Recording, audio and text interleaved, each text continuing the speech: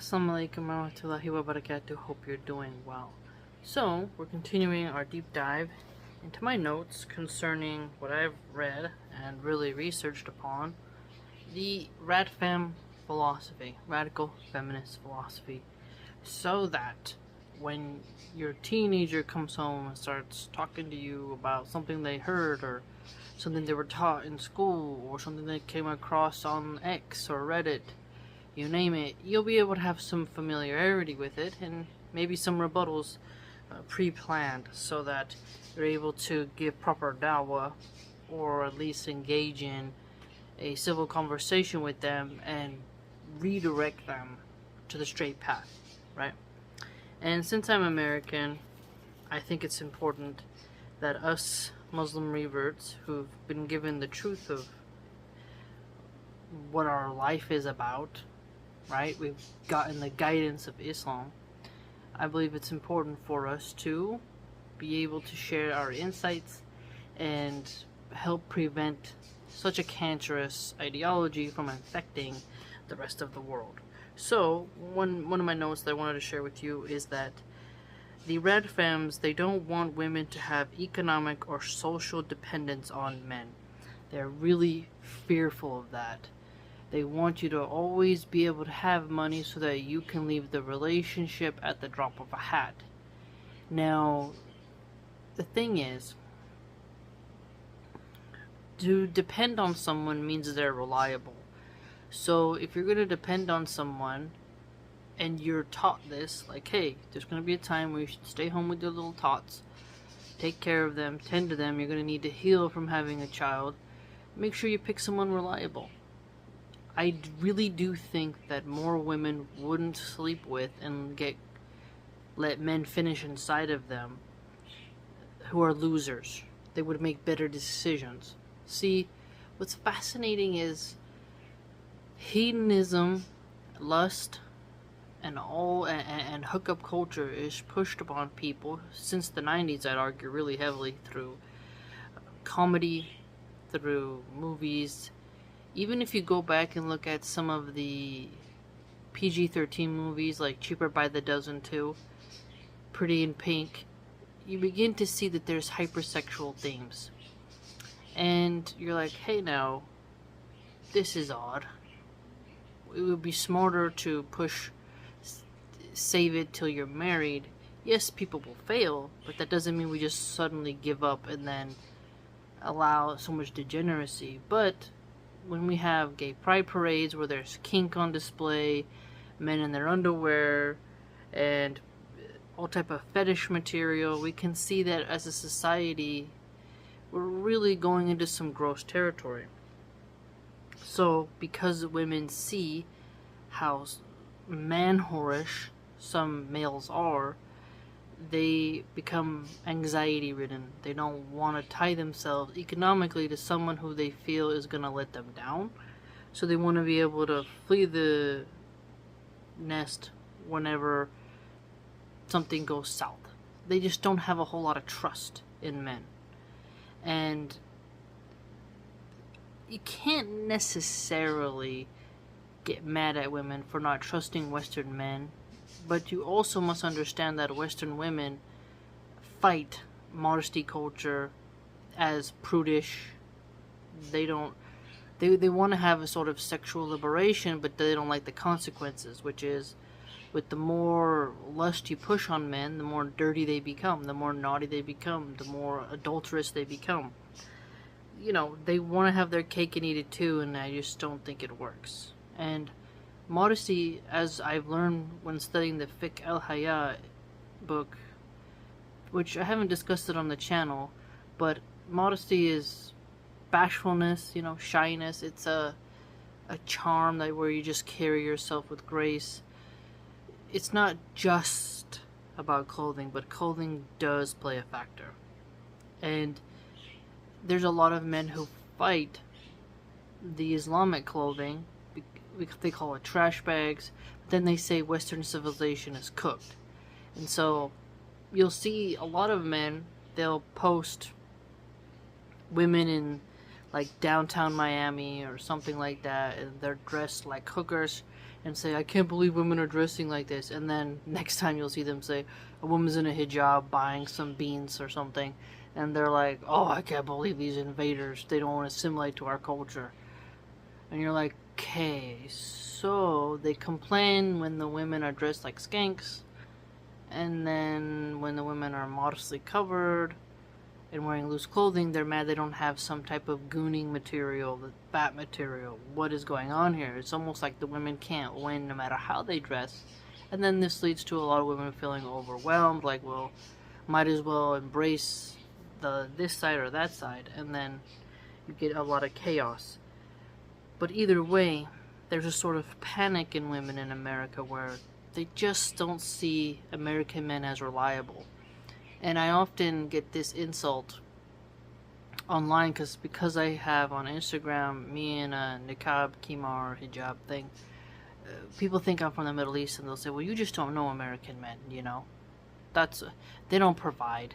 And you're like, you want the men to provide, but at the same time you want to be a strong, independent woman who needs no man, and you don't want to be a damsel in distress who needs to be rescued, and you're working, so you're not depending on him, so he's not really providing for you because you don't want to be dependent on him in an economic or social manner, so you're complaining that he isn't stepping up, but you also don't want to rely on him. So I don't get it. It doesn't really make a whole lot of sense. But you'll see that whole men ain't shit, men are trash, there's no good in him, you a low down dirty dog. They have a lot of insults for men who don't work. And then at the same time, when I read that Sexual Revolution book by L'Oreal Penny, she mocked men seeing themselves as providers. And I was shocked by that. Like, okay, so you don't want a patriarchal duty of maintaining women and sustaining them, and you're telling women don't depend and rely on a man in any socioeconomic way, and then you complain again that there are no good men where all the real men at, and then even further you realize how some women are, how do you put it, they have this duality in them where I'm a strong independent woman but feel bad for me because I'm a single mom and I'm poor and I have to leave my kid in a hot car and go to work because I don't have money for childcare, but I don't need a man, when a man could in reality help give her a leg up economically and socially. So the feminists are encouraged to not do what it takes to keep a man, to always be selfish, put themselves before the relationship and before the man's needs, and to sort of be this egomaniac if you really look at it. And then because they want to work, when their job could be just working at Carl's Jr., it could be working at Taco Bell, it could be a job that AI could take over, they don't want to stay home and focus on raising the next generation. They don't really see the whole benefit in being around your kid all the time. And so to them it's like, no, money is more important than being with my kid. I want to have nice clothes, I want to travel, my kid can just go in a daycare, you know, totally ignore how many daycares have rampant sexual abuse. Just totally ignore that and focus on your rinky-dink job, so that you can look in the mirror and say you're a strong, independent woman who doesn't depend on no man. But then also, when you don't have money and you're broke and you need a tiny violin to play you your soundtrack, you say, but I'm a single mom, so, you know, I don't have a whole lot of help in this. But then when someone says to you, hey, maybe you should, you know, work on yourself so that you can attract a provider man. Ugh, I don't need a man, I'm feeling just fine on my own. I'm like, okay, you know, okay. It's like, no matter which way you look at the RadFem philosophy, there's so many paradoxes, hypocrisies, contradictions, and absurdities. And I think it's really important to highlight that to people so that when you're approach with this ideology, you're able to navigate it and really see it for what it is. Because if you know you're going to depend on a man for a time period at least, I really truly believe that you would make a better mating choice. Because women can abort their kid and they don't see it as something sad to abort a kid, and because women want to sterilize themselves with birth control, and because it's easy now to just wham bam thank you ma'am, they don't really see their body as something to be protected, right? So, oh, he's hot, let's have a one night stand in the nightclub. Oh, he's hot, he gave me a ride home and bought me food, so I better put out on the first date. She catches an STD. You know, 1 in 5 Americans has an STD, and many have multiple.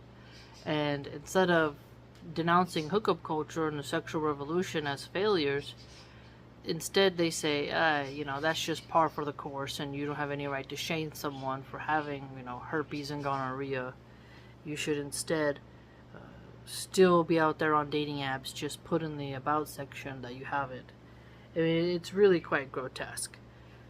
But imagine a different world where, Islam comes in and denounces intimacy outside of marriage, encourages modesty, takes away free mixing, right? Tells you, really avoid free mixing with men as much as possible. Tells believers, essentially, men and women, to lower their gaze, encourages women not to flaunt their goods, and for men to also have their aura covered according to Sharia guidelines.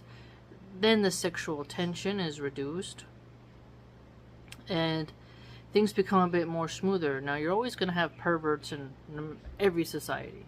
There is no country that doesn't have evil within it. There is no race that is not touched by evil. Evil will exist on this planet until Allah subhanahu wa ta'ala decrees that it will cease. Now, we have to get used to that, and we have to navigate around it, but that doesn't mean we throw out everything because some people find ways to be evil and wicked no matter what. So, when a RadFem says, well, modesty doesn't prevent R wording, okay, but that doesn't mean modesty is therefore invalid and inferior simply because some men are wicked no matter what. But if you objectify yourself and show your goods and give men hard-ons, you are baiting yourself. You're acting more sensual and alluring, and this catches the eye rather than deflects it.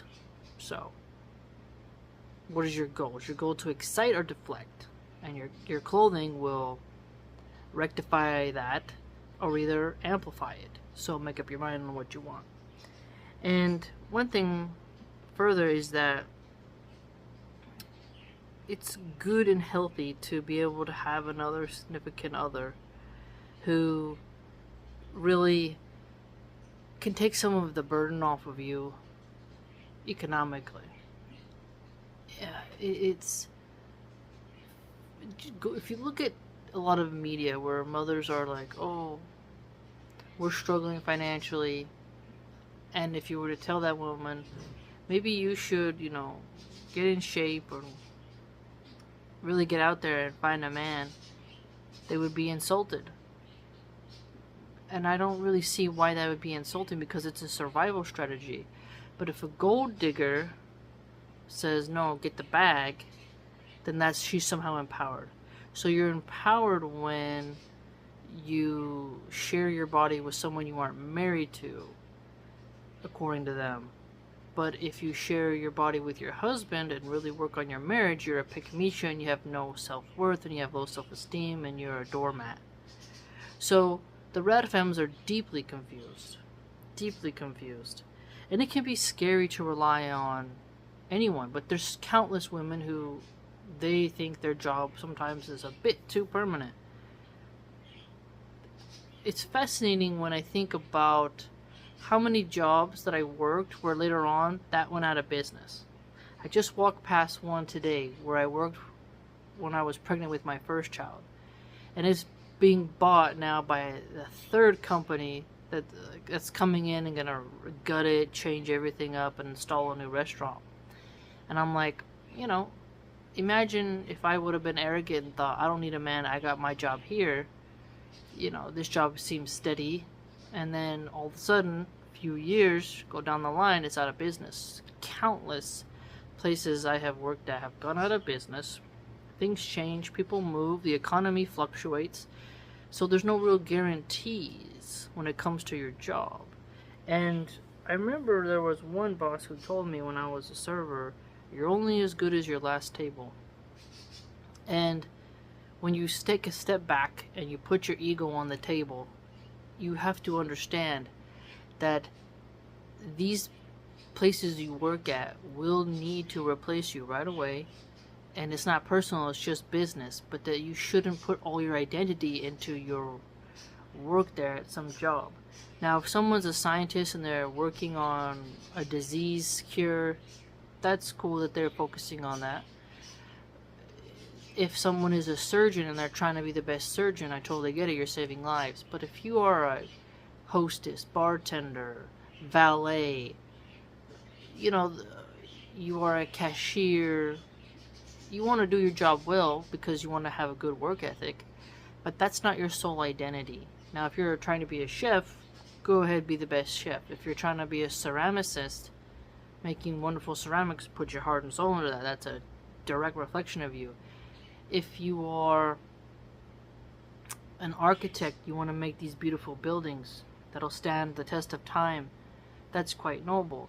So there's different career paths that really change lives and jobs as well. I say janitors are really important because they prevent a lot of filth from piling up. And so there are positions where you have to pour your heart and soul into it, but when these RadFems think that they are somehow free from depending on anything, I would argue that you're depending on your boss and the company more than you should. So a woman isn't foolish to depend on a man. I'd argue it's more foolish to depend on a company that would throw you away easier than your man would. You see what I'm saying? So there are some men who go out to get a pack of smokes and never come back, you know. But it's way more common for a company to say, hey, you know what? You really haven't been putting up numbers this quarter. We're not happy with your work performance. Or we got a cheaper, version of AI to replace you. So goodbye. There's no loyalty there. Your husband, inshallah, if you pick right, has more loyalty to you than your company. Company loyalty was like a boomer thing. And Jared Benson, the comedian, even made a bit about that. How millennials, Gen X, Gen Z, all the different gens, besides the boomers and the silent generation, they switch jobs easier because they kind of see what the reality is with these jobs. They'll toss you away, ain't nothing special. Just like, for example, there was a viral black woman, mother of 3, who was working at a Burger King. Nobody showed up. She ran everything herself. Then one day, she was late to work because she's a single mom. She had to put her kids in childcare. Got there late. Burger King fired her. She was crying online, and I believe someone set up a GoFundMe for her. But she poured her heart and soul into Burger King, and they just threw her away like that. You see what I'm saying? Breaking your backs for these corporations that would toss you out. She depended on that job. She needed that job, and then she got fired. They got tons of people lining up to replace you. You're nothing special there. But if she was to lose weight, work on her beauty, and get a new man, and stay home to raise her kids, that would be maybe better, I'd argue, for her. Because you ran blood, sweat, and tears into that Burger King franchise, and they tossed you out like nothing. And they did it very publicly. And so that was a prime example of why we must not get confused as women as in, what's your purpose? Is your purpose to work at Burger King? Or is your purpose to be a good mom? And you can be a better mom by being a full-time mom rather than a part-time mom. And getting a man and depending on him and having him provide for you is going to help you to be able to spend more spiritual time with your children while you're on this planet. I always think about how these people, when they have cancer, these horrible diseases, when you're healthy, you have many wishes. When you're sick, you have one wish. And when you are weak and vulnerable, the love around you of your children really can help you get through some dark times. It's not your job. It's not your boss. In fact, when people are in the hospital, they gotta text their boss all nervously about, oh, I gotta get the days off. Oh. But if you have a good spouse, good husband, and he's worrying about you while you're in the hospital, your boss is just like, oh God, how long is this person gonna be out? Do I gotta fire them? Do I gotta replace them? You know, when are they coming back? So it's totally different vibe. So there'll come a time where people gotta depend on you and you gotta depend on others, and that's the human exchange. That's the human experience. The human experience is us depending on each other when it matters most and being able to reciprocate that energy. So our children depend on us to take care of them. When we're old, we're going to depend on others to take care of us. So we're always relying on someone, even if we don't realize it. And we also need to be reliable ourselves. So the dependence factor is an interesting angle. But at the same time, companies that don't want to hire older people change that law. If you're a boss, you don't hire that 50-year-old. You don't always have to hire the young buck. So that's why so many women have anxiety. Oh, if I'm older, people won't hire me. Okay, well, guess what? Maybe we need to change that company culture that only seeks to hire younger people because they got more energy to work for less for longer hours, whereas older people are smarter and wiser and demand better wages and tolerate less baloney. Something to think about. Let me know what you think. Do you think women should economically and socially depend on a man? Yes or no? In Islam, we know men are providers of women. They have a duty towards us. We have a duty towards our children. So, a Muslim woman shouldn't fear depending on her man. She should pick a reliable man, and a good father should select a good man for her daughter to rely upon. And as mothers, we should want our daughters to pick a reliable man and not fear depending on him, and we should be able to make sure that in our prayers we are supplicating for reliable men to marry our children, and that our sons become reliable men who others can depend upon for their daily needs and when times are tough. That type of mindset is more sustainable and productive than women thinking they have to do it all, because you can't do it all and you're going to be run ragged, and then you're worn out, you have a shorter temper, you're exhausted, and you're bitter, and you don't look as pretty, and then you become self-loathing, nihilistic, and cynical because you are run ragged and you don't feel like you've achieved your purpose in life, because you are overextended like butter scraped across too much bread. There's just not a whole lot of juiciness there, not a lot of smoothness going on. Everything is rough and jagged and hard and crunchy. So pick a man who you feel you can rely on, and everyone will make mistakes. It's up to Allah subhanahu wa ta'ala how you succeed and how you don't. But if you got clean water, you got electricity, you got shelter, you got hygiene products, you have nature around you, you have loved ones around you, you have health. There's so many blessings, simple pleasures and all. You can look at that and realize how good things are. And remember, there's the hadith that talks about, in Riyadh Salihin, volume 1 and 2, there are hadiths, more than one essentially, that talk about looking at those beneath you, don't just look at those above you, right? So if you want to see how good you got it, look at those who have less, or who are in a lower socioeconomic status. Don't just look at those who got what you want, and because eventually you're going to be giving them the evil eye and ankle biting, and that's not very productive towards your future. You got to rein in that jealousy. So I want you to think about when you can depend on someone, there's a peace there. When you trust them to handle business, to stand 10 toes down. Pick someone who you will be able to depend upon when you are vulnerable. And guess what? These women will say, don't depend on a man, but then, okay, you're going to depend upon your lady friends? Their duty towards you isn't the same as a husband's expectation. That's why Islam is better. Islam lets men know, hey, you're responsible for these women. Feminism thinks it can just tell all women to have a sisterhood, take care of each other, and have some type of lesbian, bisexual compound where there's a matriarchy in place, but this has never been created. That doesn't exist, and none of these feminist groups are creating it. They could do it right now and start that social experiment, but they don't. They just kind of say they're going to destroy the patriarchy, but they don't have any backups already in place. They could focus on building, but they focus on destroying. If you have a good alternative, you need not destroy patriarchy, it'll self-implode. If you can build, people will come, and then that's a rival, and it competes with that ulterior system, but they're too dumb to realize that. They just want to destroy, they don't really want to build. Building takes more work. Destroying is more nefarious and more cathartic, and they're able to get out this vindictiveness and bitterness in them. So building takes more positivity. Feminists are more negative.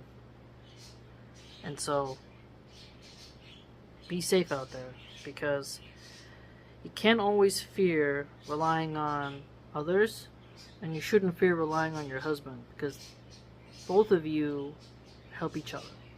Let me know what you think. Please like, comment, subscribe, share, join the vlog.